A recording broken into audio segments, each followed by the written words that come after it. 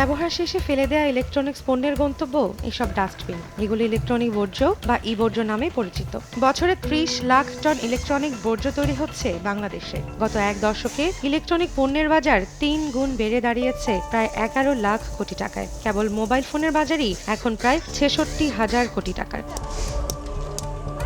বাসাবাড়ি, office বা শিল্প প্রতিষ্ঠান থেকে বাদ দেয়া ইলেকট্রনিক্স পণ্য সংগ্রহ করে খুচরা ব্যবসায়ীরা।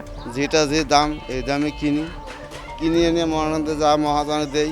আবার তাদের কাছ থেকে বিভিন্ন কোম্পানি দেশে পুনঃ ব্যবহারযোগ্য নয় এমন পণ্যগুলো রফতানি করছে চীন ও জাপানের মতো উন্নত প্রযুক্তির দেশেও।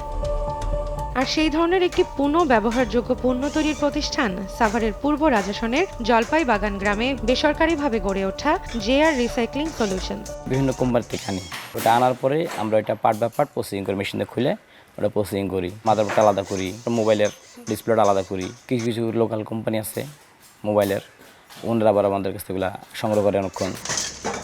ব্যক্তি উদ্যোগে গড়ে ওঠা হাতে গোনা কয়েকটি প্রতিষ্ঠান কাজ করছে ই বর্জ্য নিয়ে, কিন্তু এ খাতটি এখনও নানা সংকটে জর্জরিত।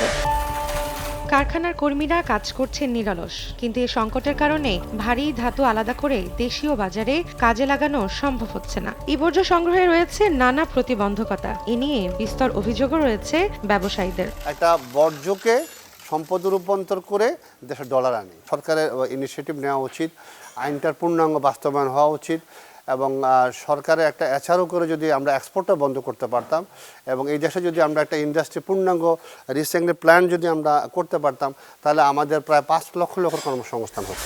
রফতানির বাইরে যেসব পণ্য রয়ে যাচ্ছে দেশে, তারও রয়েছে আলাদা বাজার। এখানেও রয়েছে সম্ভাবনাময় কর্মসংস্থানের ব্যবস্থা। এবার জানা যাক এসব বাতিল ধাতু বা পিসিবির শেষ পরিণতি কোথায়। মানিকগঞ্জের সিংগাইর উপজেলার গোবিন্দল গ্রাম, যা স্বর্ণগ্রাম নামে পরিচিত, যেখানে ই বর্জ্যে থাকা ক্ষুদ্র কণা আকারে সংগ্রহ হচ্ছে স্বর্ণ ও রূপা। বিশাল বাজার তৈরি হচ্ছে ছোট্ট এই গ্রামকে ঘিরেই। চট্টগ্রাম এবং পুরান ঢাকা শহরের সব জায়গা থেকে এগুলো কালেকশন করা হয়। কালেকশন করার পরে আমরা এগুলো বাড়িতে আনি, আমরা এগুলোকে আগুনে পুরা দিই। তামা, পিতল, লোহা লক্কর যা আছে এগুলো বাঁচা হয়। পরে যে ঢেকিতে এগুলো গুঁড়া করা হয়।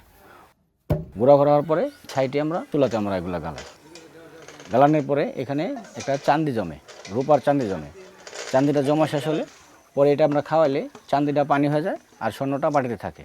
10 কেজি মাল হলে দেখা গেছে যে আপনার 10 আনা কিংবা 20 কেজি মাল হলে মানে কেজিতে 2 আনা করে হিসাব করলে 2, 4, 5 ভরি করে মাল হয়। প্রতি মাসে 10-12 ভরির মতো এরকম। বর্তমানে শেয়ার বাজারে যা আছে বাজার, আমাদের পাকা সোনাটা তাই আসে। বিশেষজ্ঞরা মনে করেন রাষ্ট্রীয় পৃষ্ঠপোষকতায় এই ইলেকট্রনিক বর্জ্যের বাজার নিয়ন্ত্রিত হলে রফতানি নির্ভরতা যেমন কমবে, তেমনি বাড়বে কর্মসংস্থান আর ইতিবাচক প্রভাব রাখবে দেশের অর্থনীতিতে। রৌনক নিয়ন্তা, সময় সংবাদ, ঢাকা।